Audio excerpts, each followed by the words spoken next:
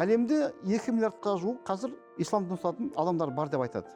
Яғни бүгінгі күні осы жер планетасындағы адамдардың 4-тен 1-і ислам дінін ұстанатын адамдар бар екен.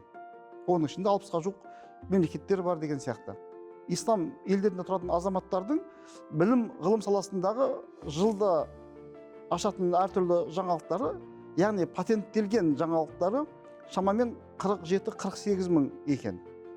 Бұл әрине көп па аз ба деген кезде мұны салыстыру керек қой. Содан менің ойыма Оңтүстік Корея келді. Шамамен халқы қателеспесем 20 миллионның айналасында екен. Яғни саны жағынан жаңағы мен айтқан 2 миллиардтық ислам әлемінің тұрғындарынан 40 есе аз. Ал енді осы 50 миллион халқы бар Оңтүстік Кореяның өзінде бір жылда шамамен 220 мыңнан астам патенттелген білім ғылымға негізделген жобалар, жаңалықтар өмірге келеді екен. Ар жағында Жапония бар, оның бер жағында Европаның дамыған өркениетті елдері бар, Америка құрама штаттары бар. Осының бәрін салыстырған кезімізде шынында да біздегі ислам әлеміндегі білім ғылым жылайтындай деңгейде. Біз сондықтан егер ислам әлемі өркениеттің көшінде қалып кетсе, оны өздерінен көру керек. Біз болмайтын тартыстармен, мазһаб тартыстарымен, сенім тартыстарымен бір-бірімізді жазықсыз қан төгіп өлтіріп жатқан кезімізде басқа елдер білімге, ғылымға көңіл бөліп дамып кетті.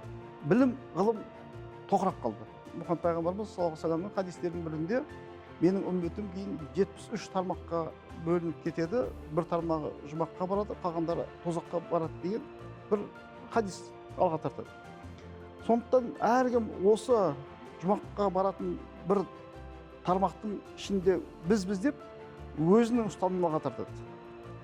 Қалған 72-ін адастың, қателестің деп біз кей кезде Құдайдың атынан үкім беріп жібереміз. Ең бірінші күшті біздің қалыптасқан салт дәстүрімізді бұзуға бағыттады. Яғни салт дәстүр бұзылса, оны басқа өзінің қатарына қосып алу өте жеңіл екенін айтып жатыр. Психологтарымыз да, социологтар айтып жатыр. 2011-дегі 2016 жылғы болған теракттерден кейін, қатаң қолға алғаннан кейін бұл мәселе біраз бақылауға алынып, қазір біртіндеп саябырсып келе жатыр.